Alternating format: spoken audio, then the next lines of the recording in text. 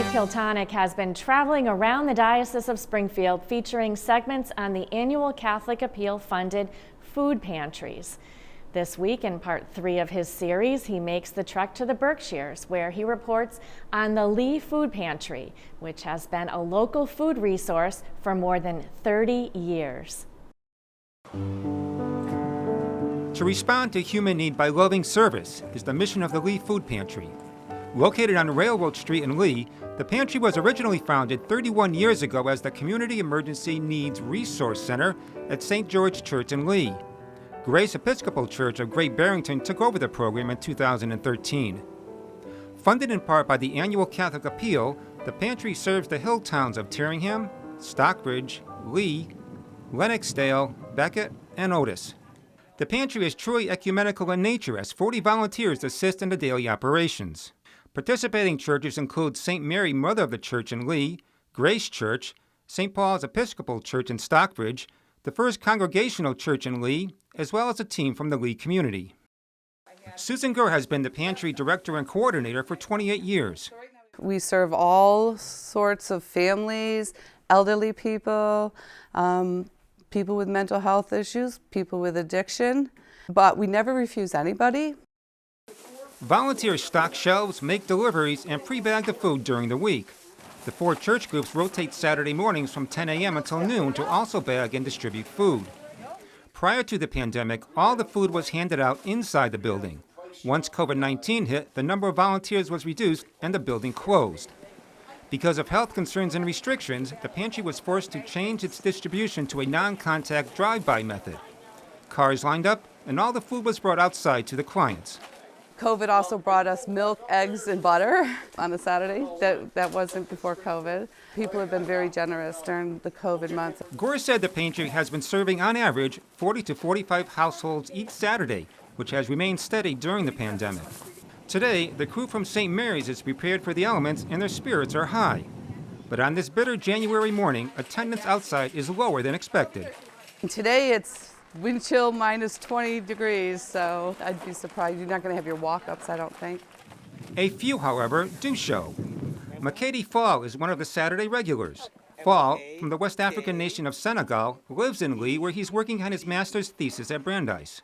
A friend of mine told me about it some 2 months ago, and I came in here and it was well organized and the service is good and people are welcoming, so I say, yeah, why not come on Saturday morning? Makedi comes for himself and his partner. There's something that we can have, we are having to worry about, like basic necessities in this time of COVID, so that helps a lot. The food everyone receives are from all the main food groups. Cereal, oatmeal, then we go down to the peanut butter and jelly, then we have the whole pasta section, spaghetti sauce, and canned tomato section. Beans, all sorts of beans. We do canned soups. Hearty soups are best. The rice, the potatoes. Canned meats would consist of canned chicken, tuna fish. We even get luncheon meat, in the can. Spam, spam in the can. Other foods include baked goods, brownie and cake mix, macaroni and cheese, along with fresh fruit and vegetables. Essentials like toothpaste, shampoo, toilet paper, diapers, and personal hygiene items are given out according to family size. Even dog and cat food is available to pet lovers who are struggling thanks to Irie's Pet Food Pantry. Lori Kaperik started volunteering on a Thanksgiving Day over 10.5 years ago. I just get great satisfaction in helping other people feel good about themselves and just to have this service in the community to help the people that are struggling. Kaperik says she gets to know many of her clients on a more personal level. You build a repertoire with them and you look forward to seeing them, and you're part of things that happen in their life, big, small, or indifferent, but we're kind of like a cheering team for them and they are for us. It's a pretty special thing to be able to do this. Paula Miller has been involved in the program for over a year after she brought her St. Mary's confirmation class to the pantry. It's pretty satisfying to be able to help people, and you become kind of their friends when you come and see them every 4 weeks. You kind of look out for them if you don't see them. Take care of yourself. Bye.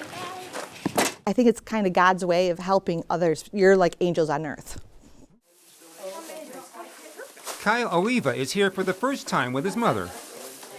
Why did you decide to come down? Because I love helping people out, and this seemed pretty fun to do, so I started doing it, and yeah. And how's the experience today? It's really fun.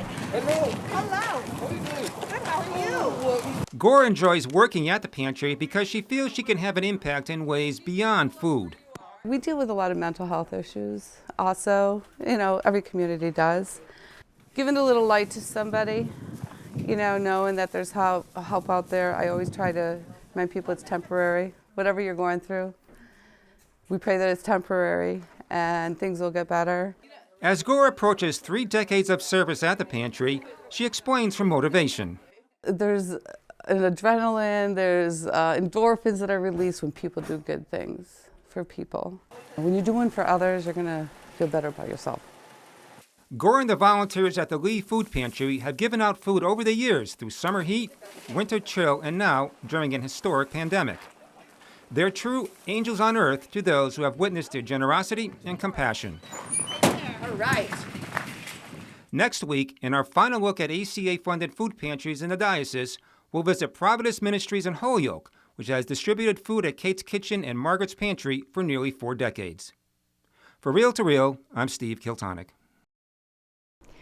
The Lee Food Pantry always welcomes new volunteers. If you feel a calling to this ministry, we have provided the link to their website on iobserve.org.